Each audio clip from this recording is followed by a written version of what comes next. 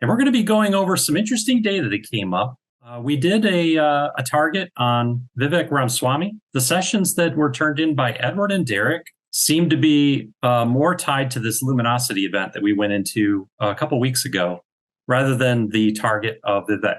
This is an interesting phenomenon. So with this real high luminosity event, I wouldn't be surprised if viewings get pulled into this on a somewhat regular basis until, I guess, the timeline solidifies or things get sorted out. I don't know. This is kind of new territory for us. So Derek, can you give us a little teaser? So, all right. So I've seen several individuals working. They're talking amongst themselves. We can fix it. It's a mechanical issue.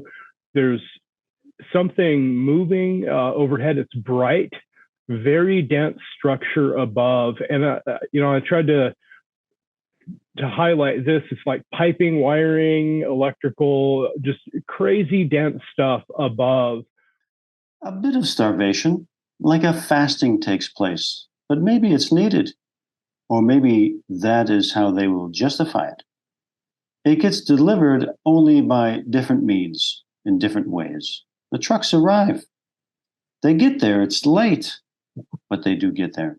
What just really struck us at the HQ was the fuel shortage aspect and the supply disruption. So that's why we thought potentially it was this Luminosity event, but it could be a metaphor too. It's hard to say. It could be, especially if the tasking time frame was into next year.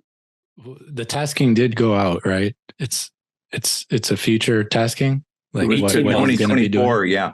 I mean, I guess my interpretation would be that could possibly be something he's involved in within the next year. What if some type of event happens and he steps in and stops the starvation or fixes a supply issue, or that could be a scenario. That would be a good scenario to like put yourself into a better position. Like, hey, there's a situation, I'm going to step up and I'm going to offer solutions, and that's